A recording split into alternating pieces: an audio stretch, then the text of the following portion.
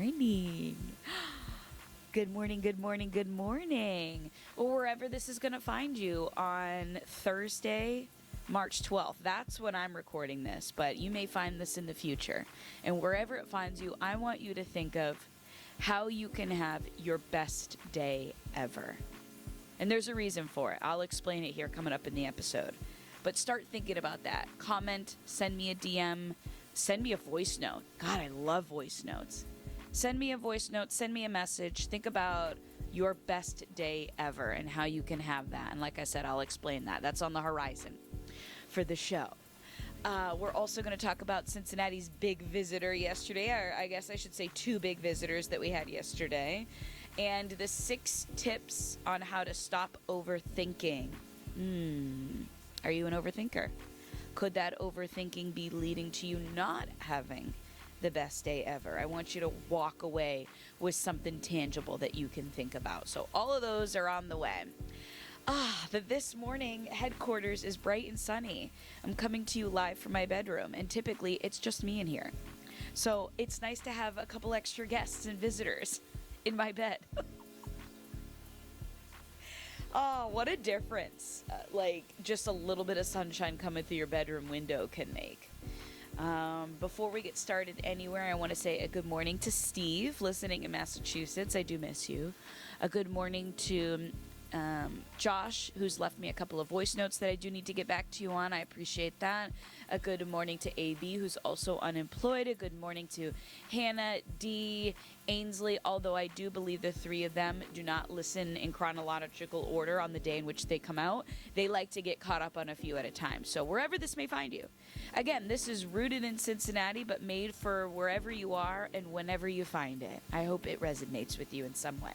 Start thinking about that best day ever. I hope you have the best day. I hope you have the best day. Let's say it out loud. I hope you have the best day. I'll explain why we're talking about that here in a hot second. But before we go any further, I'm checking in on you, per usual. What's going on? What am I missing? What are you thinking about? What's top of mind? What's being sent around in your group text? What's going on up here? What are the things that you haven't said yet that you might be thinking about? Maybe not overthinking, because we're going to have those tips later in the show. But what's going on? You good? I encourage you to leave me a voice note. Search me on Instagram at the Tiff, 2 F's, Potter like the wizard. If you're more of a written person, you can comment here, or you can comment on social. Just know that you've got a friend in me. Yesterday in Cincinnati was a dreary one. Woo! And it was the rain that just keeps coming down. Like just pouring, nonstop. Little break, go, go, go. Little bit of lightning, it was one of those. And I try in this season to enjoy the little things that I wouldn't normally enjoy if I worked a regular W-2 job. For instance, I didn't have to leave my house during the rain yesterday. When I looked outside, I noticed that everyone on 471 was at a dead stop. And that must have been a nightmare. I'm sorry if you were caught in that or anywhere in traffic yesterday. That's just one example. So even in times of up and down through this transition and growth period I'm going through, I try really hard to be cognizant, aware, and present in the moments that are momenting, if that makes any sense. The rain was one of them. That's one example. I left my hot lemon water over here, and I don't want to disrupt the flow of conversation because I'm neurodivergent and I'll forget where we're going, but things like that, maybe those contribute to your best day. Again, keep thinking about that and what it looks like for you in this season or maybe the future, but I want us to really kind of lean more into the present. So yesterday, Cincinnati had 2 big visitors, one of them being the President of the United States, Donald Trump, drove right by my apartment, which is kind of wild. My girlfriend, Allison, had got some pictures from her windows in northern Kentucky of the motorcade going by. And regardless of political status, it is wild. And I'm such an operations person. I am a systems and processes person as a neurodivergent. So in my head, I'm like, what are the logistics of getting the president around every day? Probably a nightmare. But you might be wondering, why was he here? There's two different stops. Let me pull up the name of one of them here in Ohio. But it seems like the purpose of the visit, I'm blanking on the name, so give me a hot second to get there. He went to Thermo Fisher Scientific just after 2:30 yesterday. This in regards to, outside of a political agenda, well, it's all a political agenda, but prescription drugs, trying to get the cost of them to be lower. He launched a new platform called Trump RX, which is aimed at offering benefits and discounted prescription drugs, although I'm hearing that the selection on there isn't very wide. So I think that's what the stop in Ohio was for. And then he was in Hebron at, again, I'm blanking on the name of it, at Verst Logistics. And then went off for the hour and 10 minutes about Iran, the economy, the agenda, whatever the case may be. I think a lot of this is aimed at Thomas Massie, who is a senator of Kentucky. And he was one of the people that led the charge on releasing the Epstein files. I was a part of that, and maybe a few other things. So President Trump was in town. Cincinnati's familiar with him visiting here in Ohio. And just in case you didn't know, J.D. Vance, our vice president, is from Cincinnati, and his house is about a mile from mine. And in seasons when he is in town, again, a lot of security, a lot of logistics. Alongside Trump yesterday was Jake Paul of the Paul brothers. You'll know him from social media. His latest venture is boxing. In fact, he's engaged to an Olympian. I think her name is Judah or Jeddah. And she just won gold in speed skating. Not for this country. I believe she's Dutch. Don't quote me on that. But he was there supporting President Donald Trump's message. And I was like, okay, like, all the power to all of y'all. If you didn't know this, the Logan and Jake Paul are from the Cleveland area, so not too far from Cincinnati. All right, so that was that yesterday. That was the big guest here in Cincinnati. I'm sure it caused nightmares and logistical headaches for you if you were stuck on any one of those highways. Of course, I'm sending good energy your way. Okay, let's talk about I hope you have the best day ever. Have you come up with your best day ever?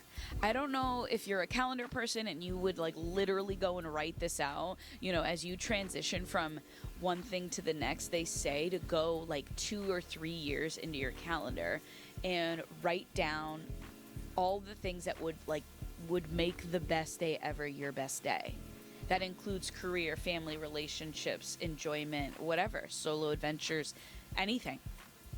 I have yet to do that, but the reason why we're talking about it this morning is because my boyfriend usually every morning says, "Good morning, I love you.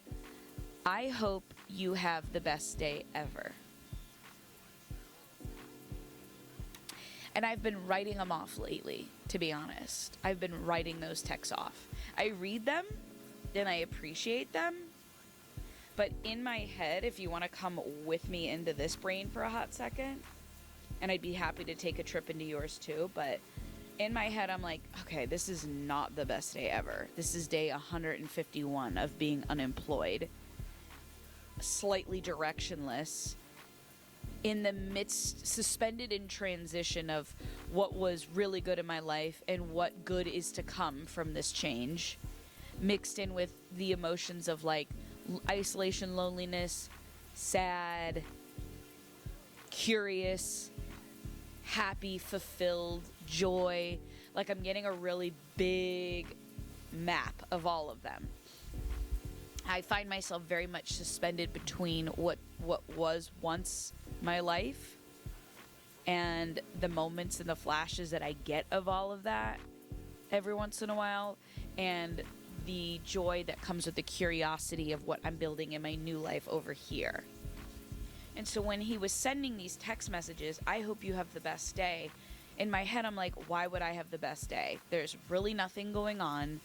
Not that I don't have anything to look forward to, not that I don't feel joy and abundance, love in abundance. Like I feel love from community friendships, family, my partner. I feel that. That's all. I have access to that, all of that at all times, right? That hasn't changed. But I'm like, why would this be the best day? Why? How? How could it be? And he's been sending me that text message probably for as long as I can remember. But especially since I was laid off, and if I'm being honest, I haven't really sat with it until this conversation between you and I this morning. And now I'm realizing that is his way of saying, you know, I love you, I'm here for you, I believe in you. Good things are coming your way even if you don't see them. Because it's not like he checks in every day, like, hey, I know you're unemployed and where's your head at? Which is a quality and a skill that I do have. I mean, I check in on you every day. But I think that's his way of saying, I love you, I believe in you, I believe good things are coming your way, and I hope you create the best day ever. I hope you create something that you are proud of, you're happy with, that makes you feel aligned and alive. Those are my 2 words for 2026. I want to feel aligned and alive. And he says, I hope you have the best day. And up until this morning, I've just been reading it and kind of writing it off. Like, yeah, that best day will come eventually. Not today, though. Why not today? Tiffany, why not today? There's still a lot of joy and transition, and I am one to admit that without hesitation. But what can I do today to have the best day ever? And I think this is a mindset thing. I think that this is where you have to start to create your best days ever, which means that you have to pay attention to what's in here, and what's out here around you. So I guess let's start with in here. No, let's start with what's in here. What's in your heart that would lead to the best day ever?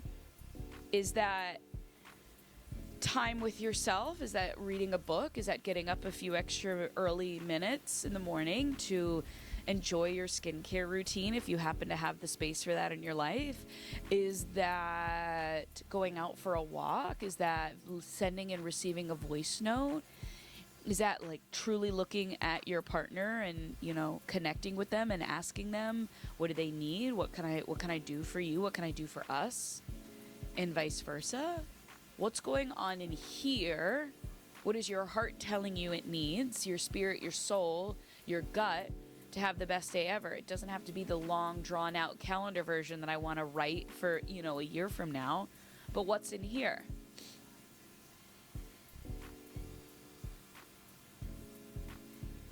And then what's up in here? What are the thoughts? What are the thought patterns that you're telling yourself? What are the things that you are speaking out loud? What are the things that you are scrolling past? What are some ways in your head that you could have the best day ever? Maybe that's forgiveness. That's what I wrote down this morning. Grace, forgiveness, peace, presence. Those are all things that are sticking with me this morning. They might not be the same for you. And then externally, how can I have the best day ever? Because I don't think anything happens externally unless it's happened internally first. So we start with the spirit, the soul, the gut, and then we let that come into the brain, right? Like, what are the thoughts that we tell ourselves that are going to align with the things that feel right in our gut? You have to get comfortable with trusting your gut, flexing your instincts, things of that nature. And then I think that's what leads to the good day on the outside. The energy you bring to yourself, you then bring to the world. I don't know if I have a personal answer. These are a lot of prompts, but that was something that I read this morning and then wrote about in my journal, some things that I've been noticing, when it comes to that stuff. So I hope you have the best day ever. The sun is giving us a little bit of motivation to maybe help. You know, I'm such a weather-based person, an environment-based person. But how can you have the best day ever? And how can you do that without writing off this conversation? I don't know. I think it's different for each person. It could be small, like skincare or coffee, or big, like conversations with partners, bosses, or friends. It could be hitting play on that video that's going to help you. It could be hitting play on that playlist that's going to get you outside and start running. I've been struggling with the thought of going to the gym these days. That's been a big one I've been having a conversation about on TikTok. What's that thing that you can do that's going to help you have the best day? And then you string a couple of those moments together in one day, and it leads to a full day. A full day leads to a couple of days, a week, a month. And then you look back at the rest of March, and you're like, wow. And then you can share that love with someone else. So I do want to say thank you to my boyfriend for reminding me that good days are still available to me, even through transition, change, growth, and uncomfortability. But it really does start in here, up here, and then out here. All right, I said that we would also share the 6 tips to stop overthinking. Maybe this will help give you a blueprint with the brain piece. I read this morning. I thought it aligned with the conversation. So if you have to go because you're running, we're already at about 15 or so minutes into this morning's conversation. We won't spend too much time, but you can always come back because I will put the link in the show description for you on this one. All right, contain the spiral.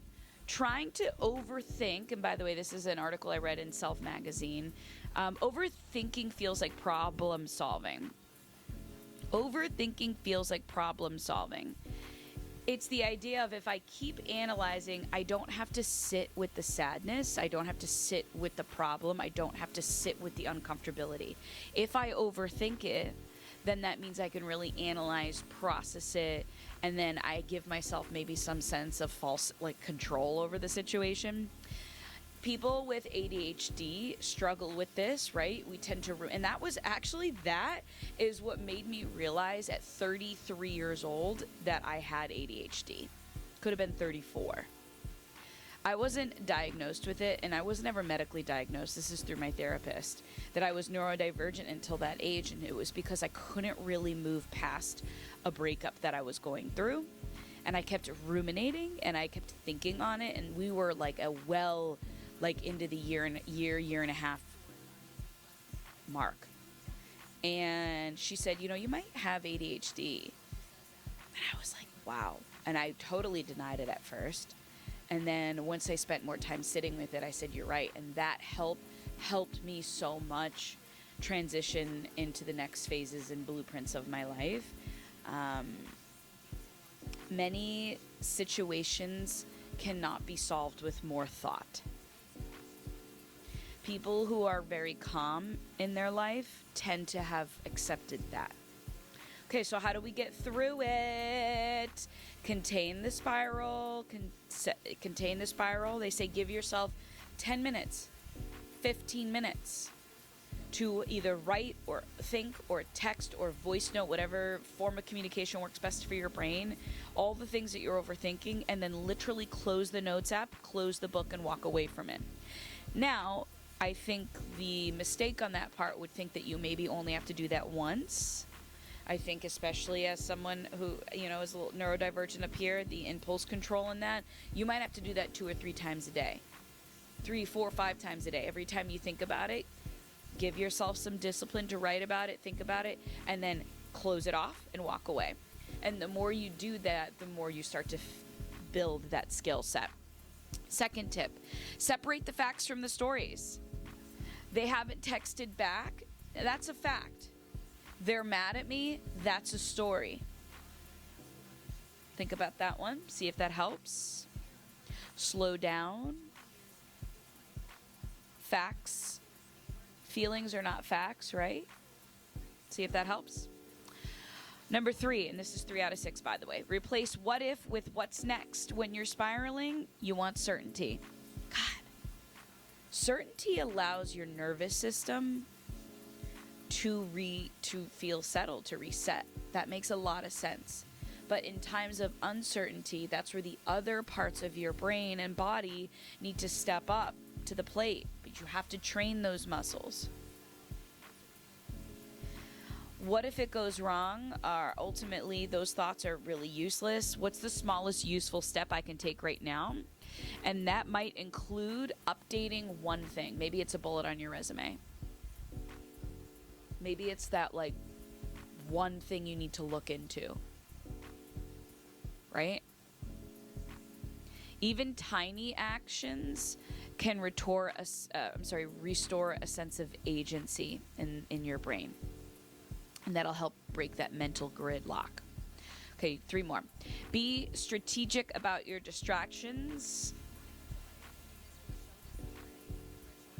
I love to doom scroll on social media. I tell myself that though. I take a break, a mental break. Being an entrepreneur and freelancer, running the whole thing top to bottom, yeah, I get mentally exhausted. So I do zone out and take a break on social media quite a bit.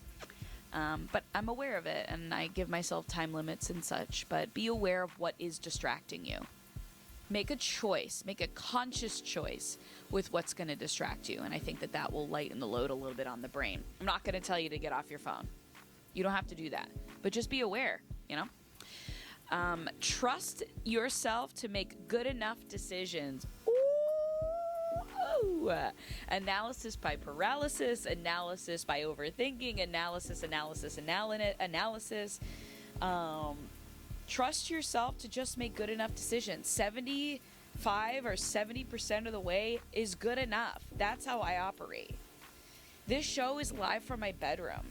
This is going to live on a public platform for forever. But if I don't just start or do something or do it or try it, I will spend forever stopping myself from doing it.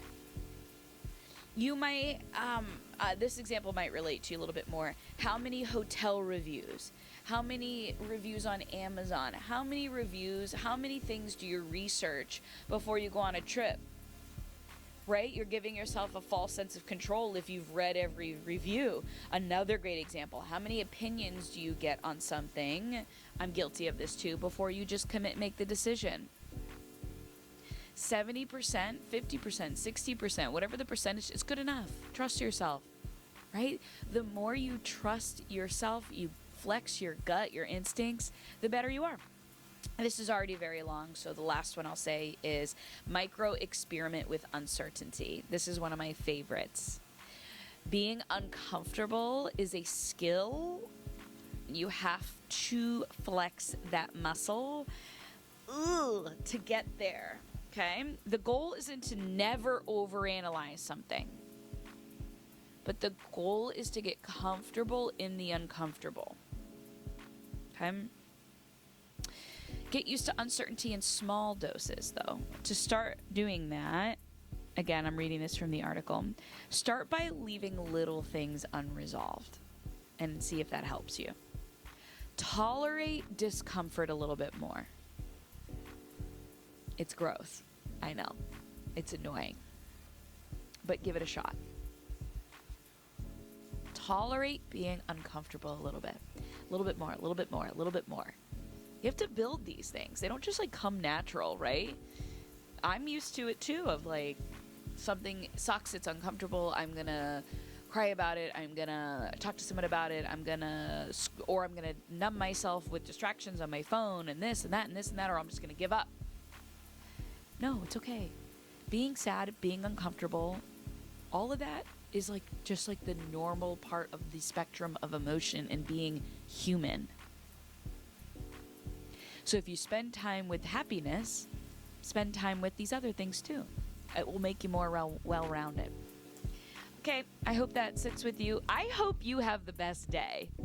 And leave me a comment here on this episode if that's what is best for you. I love voice notes, so I would love to hear your voice if you want to leave me one. My Instagram is the best place to do that, at the Tiff, 2 F's, Potter like the wizard. Thanks for stopping by. Thanks for inviting me into your life and to the places that you love. I hope you have the best day.